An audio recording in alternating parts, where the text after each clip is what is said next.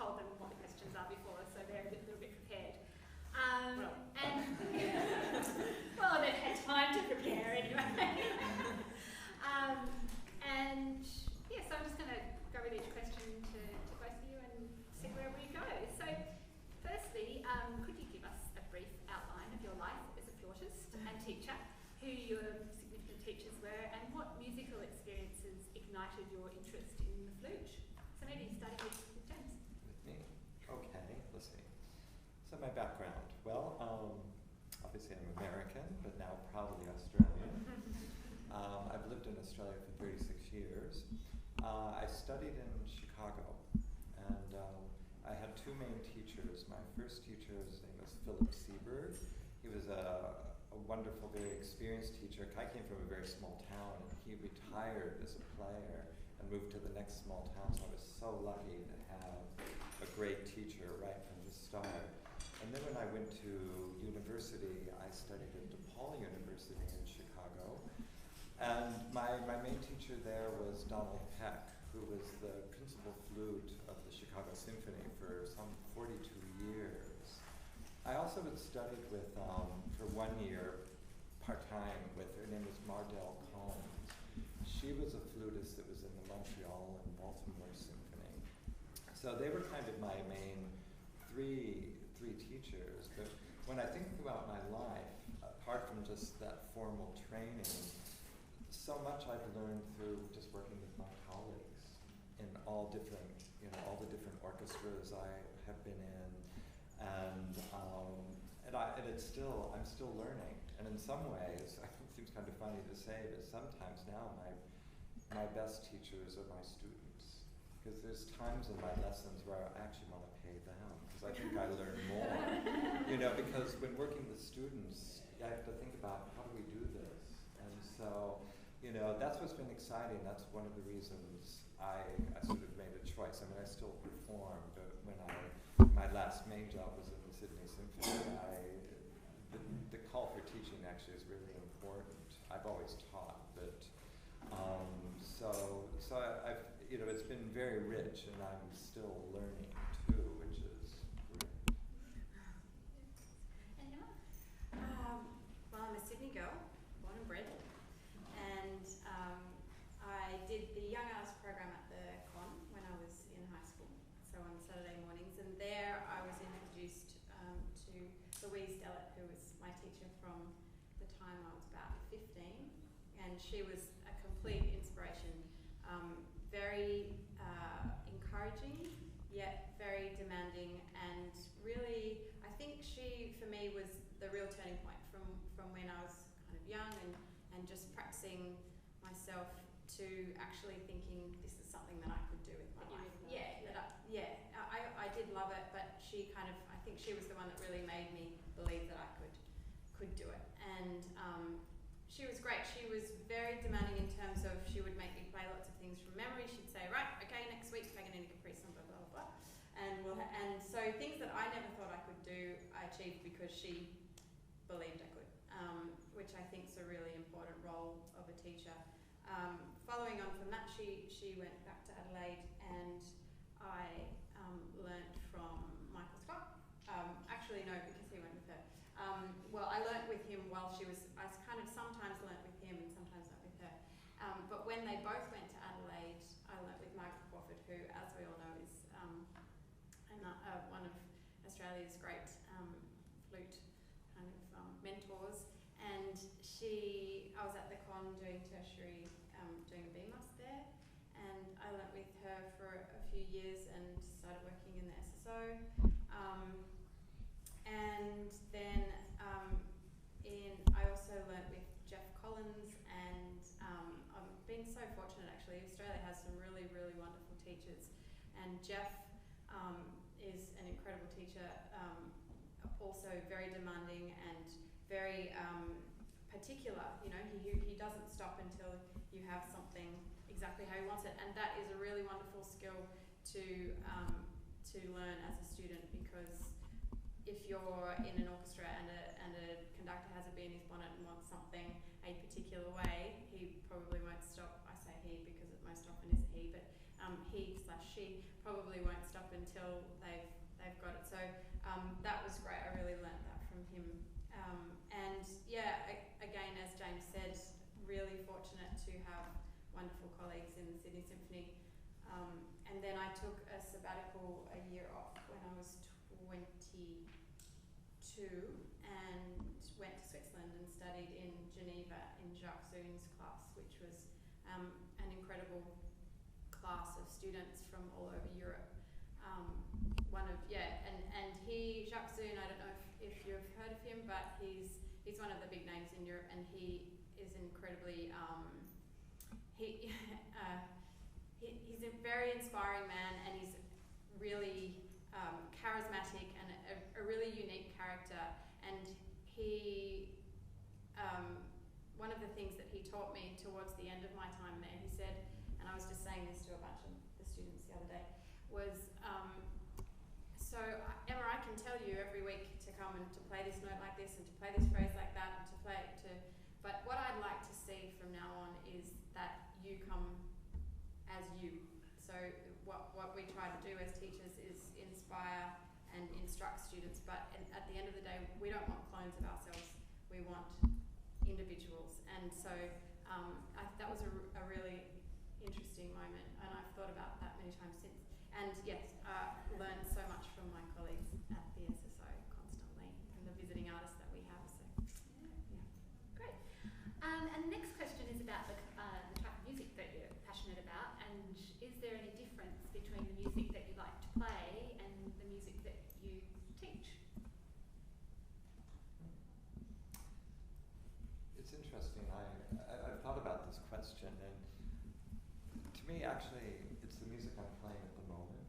You know, Yeah. I maybe have sort of certain, favorite composers, but whatever I've done, whatever the music is, if it's chamber music or solo music, or when I was in, the various orchestras I was in, that's, I can't say like, oh, I just like Brahms, or I like this. So, and all kinds of music, from, because my career for many years, I was an orchestral player, but, now I probably do more chamber music, which I really love, and just playing with different instruments. So there isn't any sort of real specific, music. And do you find that there's music that you don't like to play so much, but you think it's important to teach?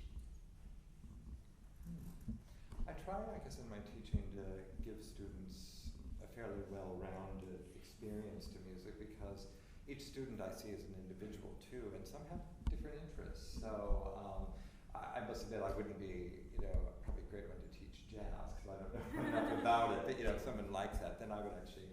But I guess in my teaching, I like to feel that I give students a good foundation first. Yeah. And once you've got that, as the interests, spread, that if they want to do more contemporary music, or or they want to be a Baroque specialist, or whatever. They have the foundation. They've got the foundation, because the first thing is the foundations, and I think we all develop our interest for what we want to do. Not everyone wants to be in a symphony orchestra, and I think there's ways we can have very creative careers. Is there anything you'd like to add? Yeah, I think often when you don't know works, you don't like them. So, and that goes for, I think, any music. The more you get to know it, often the more you like it.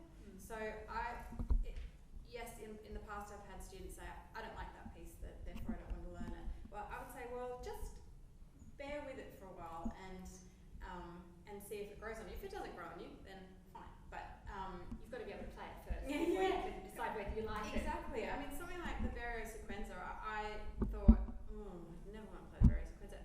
When I learnt it, I really enjoyed it. And it was incredibly challenging, but really worthwhile. And I think we can very quickly kind of say, nah, that's not for me. But in order to be the most well-rounded musicians we can, I think we have to, be open-minded. Great. And next question is kind of about the flute community, really.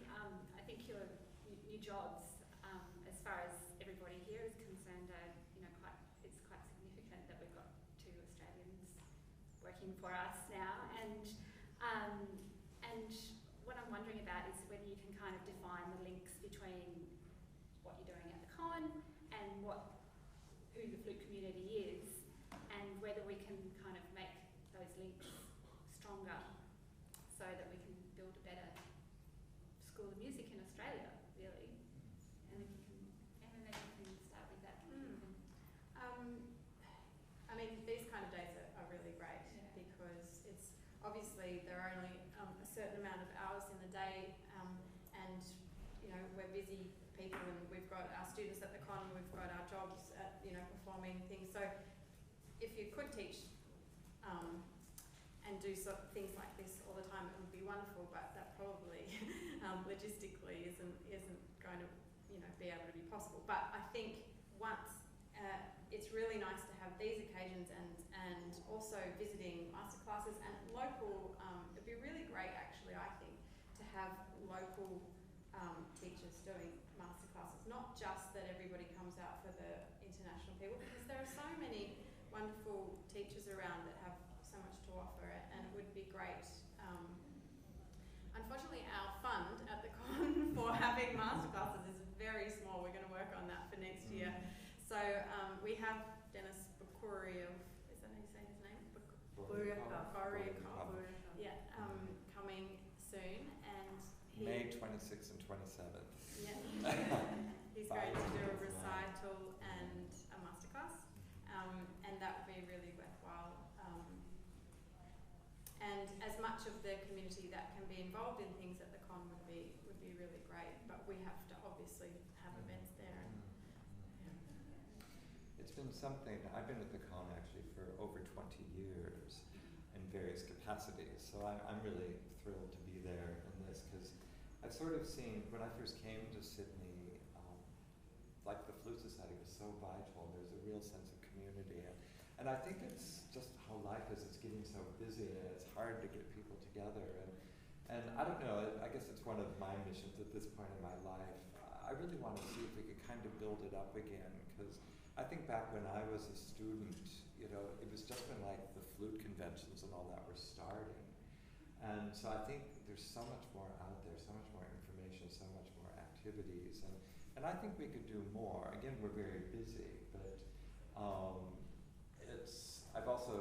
I've joined the Flute Society committee again, because I feel maybe I want to see that with my role and with them support, that if we can ever help, that anything maybe comes up where we could use either the con itself. I'm kind of learning how, we can, make bookings and things like for Dennis's recital and concert on the 26th and 27th. Tickets on sale now. There's brochures out there. Don't miss it. If you haven't seen them, you've got to come.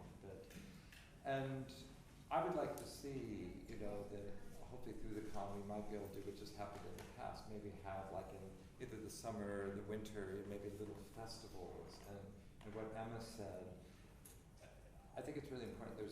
There's so many resources and just the people that are in Sydney as teachers that have so many, that I would like to see that we pull that together and just build something up. And we'll make Sydney Con a place to come, but even Sydney itself, and hopefully maybe even the Australian Flute Festival will come back again, because we have such wonderful facilities there.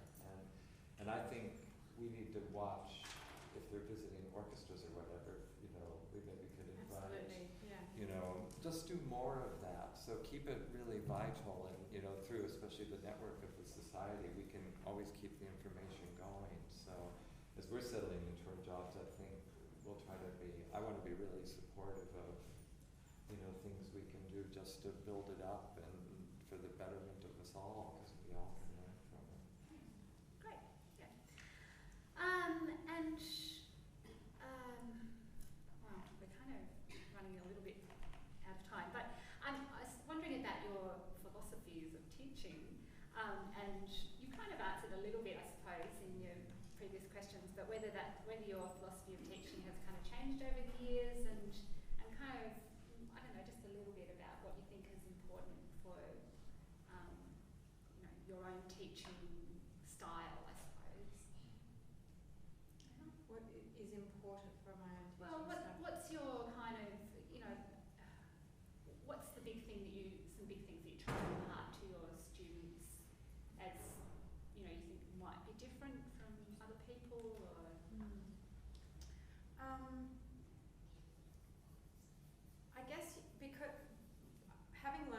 many great teachers. I think what happens is you take a little bit from everybody, and it kind of then comes out, you know, that everything that you feel about flute playing, plus some of the stuff, I don't know where that comes from, but and so I think a lot of the basis of my teaching is about good posture and economical use of actually a lot of things. Economical use of time in terms of, you know, practicing well. Economical use of the body so that we're not taxing the body, so that we can play for hours without developing, I thankfully, touch wood, have never had an injury, flute playing related injury. And I think that it's really important to be focused on your posture and economical use of air.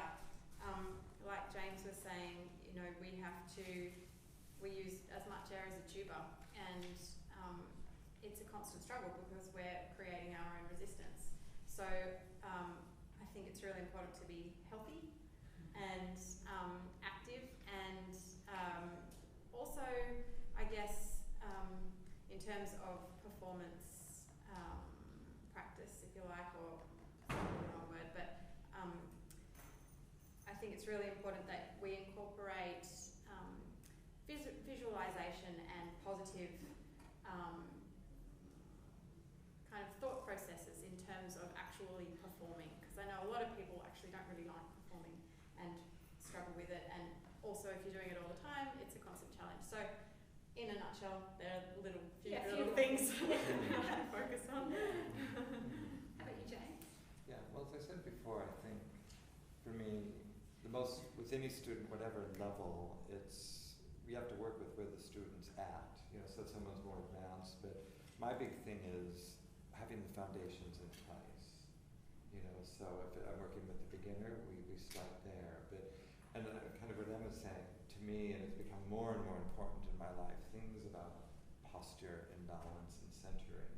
You know, all that stuff does make us work more efficiently and play better. And I mean, over my years, even as a professional, I sort of really changed. I mean, I'm a big yogi now, and even yoga teacher. And in some ways, I say after my formal music training, actually, yoga's almost been my best. You know, it's kind of kept me going. Yeah. You know, with it. But and I think too, with the students, when I work with the student, you want to sort of find out where they're at and hopefully help them along on the path that they want to go. And in some ways, give them the tools to hopefully, because you don't finish at the end of, you know, 4th year university. You keep going. So it's hopefully you're just giving them the tools to keep growing, the resources, and in some ways too, I feel the job as a teacher, we almost want to make ourselves redundant, that actually a student learns how to teach themselves, to think outside the box, to become their own personality. Sure, we give guidance to say, do the phrase this way and this way and this way, but after a while, hopefully, you know, we said it again, that they become more independent, or what you said, Zong said for you, that what do you want? Because, you know, we don't have to play this piece like everybody else, that, you know, so that you have that independence and can bring out your musical personality. But the stronger the foundation, then you can express yourself. I always say, sometimes the music controls us, but we have to get where we're so on top of what the music, that all the technical aspects of playing, that then you can actually put your voice into your own performances. Yeah. So I guess you kind of touched a little bit on my final question, and that is what your kind of expectations are for graduates of the con, because I think that's it's quite a challenging time, I think, for a lot of people once they finish their Bachelor of Music course or even a master's degree or whatever. Suddenly they're out there in the big wide world. And I suppose, you know, you've both talked about how you're, you know, hoping to help them to teach themselves. But I don't know, maybe you could kind of give people here some ideas about professional courses that people can take after they've finished a degree. Not courses as in, you know, directions that you could go after a degree. Playing directions. Yeah. And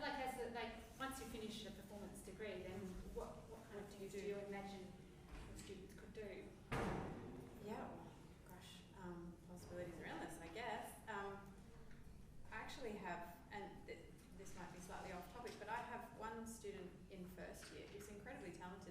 She's doing a music medicine degree, and she isn't sure yet what she wants to do. She might want to do music, she might want to do medicine. But the thing about music is that, actually, I was talking to somebody about it yesterday, even if you don't end up being a performer, I don't think there's a wasted minute of doing a performance degree or a music degree, because it's so good for so many parts of your life. I mean, it's great for discipline, it's great for focus, it's great for creativity, it's great for being able to stand up in front of a group of people and address them. So even if people don't go down the traditional path of an orchestra job or a teaching job, and they decide that they want to do something completely different, I think that the skills that you learn in a music degree are really valuable. Yeah, it's interesting. I think, as I said, when I work with students, you try to kind of go with their interests. Not everyone wants to be in the Sydney Symphony or have a performance. Some people want to teach. There are actually so many avenues. I think sometimes when kids, go to the con, they think, oh, I got to be a performance, But also, once you go to a music school, if you want to have a career, also once you're at the school, you have to take other courses. And I'm always interested to see the students. They go into technology, they go into arts management. There's so many different avenues. But the one thing that I think with some students, I want to do this, but then maybe it doesn't quite work out that way. But that doesn't take away you being the musician you are. And I think that's something that's so important that I reckon we all can find our place. I think for a lot of musicians, you have to have a very creative life. You might teach, you might, have a chamber group, so you still have outlets to play, and sort of encourage that. And what you said, Anna, I had a student who, after she finished her degree, she did some teaching for a while, but then she went in the corporate world. And I bumped into her many years later, and she works in HR. She's like the head of an HR for the Port Authority. And she said they always make her give the talks. She goes, I hate doing it, but she goes, that's one thing that she said when I was studying, having to get up and stand up at concert practice and perform. It actually, she could do that. And don't underestimate the skills we get. The same girl told me that she did kind of like a career test just to see what, and they told her that they said, actually, a lot of businesses like musicians because they know how to apply themselves. Yeah. Because we've learned often at a very young age how to practice and apply. It takes real discipline. So there's so many things that you can use, but again, never let it take away. It doesn't mean you're not a good musician. My last teacher, Donald Peck, when I went to his house, he has this beautiful apartment, and he showed me this beautiful piece of furniture, and he goes, see this end table? And he goes, one of my students now does woodwork. And again, there's still an artist, and he's still equally proud of him as a player, but also, we can have a life. So I think it's kind of interesting where life goes.